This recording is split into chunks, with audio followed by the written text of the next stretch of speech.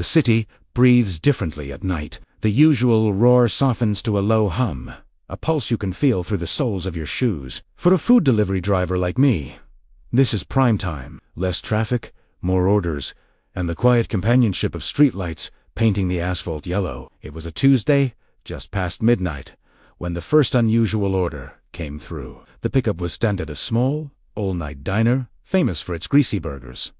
The drop-off, however, was strange. The Meridian building, Suite 1401. I knew the Meridian. It was a sleek, glass and steel giant downtown that used to house a major tech firm. Used to being the key phrase. The firm went under 2, maybe 3 years ago. The building had been a ghost ever since, a dark silhouette against the skyline. I figured it was a mistake, a typo in the address, but the GPS was insistent, guiding me right to its massive, revolving doors, chained and padlocked. Primera pulled over my hazard lights, blinking in the empty street. The app showed the customer's name as just J. No last name, no profile picture. The instructions were simple. Leave at the main entrance. I shrugged. It wasn't my job to question it. Maybe a security guard was inside. I placed the bag on the cold marble steps, took the confirmation photo, and swiped delivery complete. A second later, my phone buzzed. A new notification from the app. Thanks for the delivery. Strange. The doors hadn't moved. I scanned the dark windows, floor by floor, but saw nothing. No lights, no movement. Just my own faint reflection staring back. I tried to shake it off. Weird things happen on the night shift, but the next night, it happened again. Same diner, same ordera, cheeseburger, and fries. Same destination. The Meridian building, Suite 1401. This time, I hesitated. Was it a prank? I called the customer through the app's anonymized number. It rang once, then went straight to a generic voicemail. The person you are trying to reach is not available. Against my better judgment, I drove there. The building was just as dark and silent as the night before. I left the food, took the picture, and swiped complete. And just like before, instant notification. Thanks for the delivery. This time, a chill traced its way down my spine. Who was sending these, and how were they getting the notifications so fast? The third night, Primera, why se on edge? When the order from Jay popped up again, I almost declined it. But morbid curiosity, and frankly, the decent tip, won me over. As I drove, my mind raced. Was someone living in there? Squatting? It seemed unlikely. The Meridian had high-tech security even when it was empty. This time, I decided to wait. I parked across the street, engined off, watching the entrance. I placed the delivery bag, took the photo, and then retreated to my car, sinking low in the driver's seat. The thanks message came through immediately. I kept my eyes glued to the building. 10 minutes passed. 20. Nothing. The food bag sat untouched. The doors remained chained. The only movement was a plastic bag skittering across the plaza, pushed by the wind. Feeling a bit foolish, I was about to leave when I noticed something. On the 14th floor, a single window was faintly illuminated. It wasn't a bright light, more like the dim, bluish glow of a computer monitor. Suite 1401. My heart hammered against my ribs. Someone was up there. The next night, I accepted the order with a plan. I picked up the burger and fries, but this time, I also bought a coffee for myself. When I got to the Meridian, I left the food bag as usual, but I tucked a small, folded note inside the coffee cup holder. It read, "Who are you?" I sent the confirmation photos and retreated to my usual spot across the street. The thanks message arrived on schedule.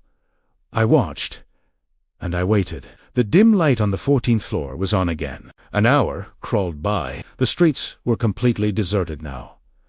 Just me and the empty skyscraper. I was about to give up when my phone buzzed with a new message from Jay.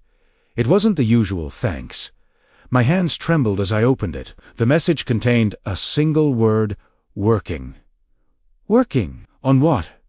In a building that had been officially vacant for years. The simple answer only created 100 more questions. Every night for the next week, The pattern repeated. The order from J.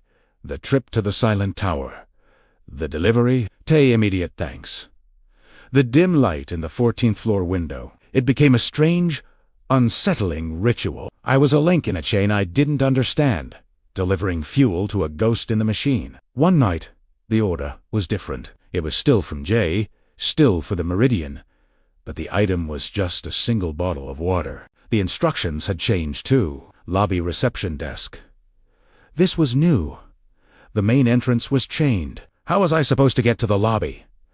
I drove there, confused and nervous. As I pulled up, I saw it. One of the heavy revolving doors was slightly ajar, the chain and padlock gone. Just enough space for a person to slip through. A cold dread washed over me. This felt like an invitation.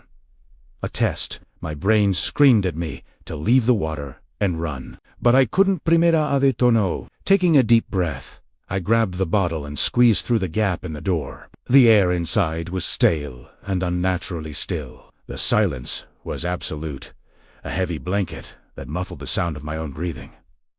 Dust motes danced in the single beam of my phone's flashlight. The grand lobby was a cavern of shadows and echoes, marble floors, a dried-up fountain, skeletal plants in giant pots. It was a place frozen in time. In the center stood the reception desk, a long, curved counter coated in a thick layer of dust. I walked toward it, my footsteps sounding like gunshots in the quiet. I placed the water bottle on the dusty surface. As I did, my lights caught something behind the desk. It was a computer monitor, an old, bulky model, sitting on the floor. It was on, its screen glowing with that same faint, bluish light I'd seen from the street. The screen wasn't showing a desktop or a program. It was just a list of names and order numbers. My name was there, Obert and Obert, next to dates and times that matched every delivery I'd made. At the very bottom of the screen, a cursor was blinking, as if waiting for a new entry. Then,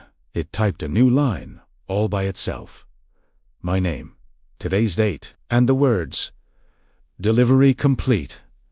My blood ran cold. I backed away slowly, my flashlight beam shaking. Who or what was logging these? Ispunarond, sweeping my light across the dark lobby, half expecting to see someone standing there. But there was nothing, just empty space and long, deep shadows.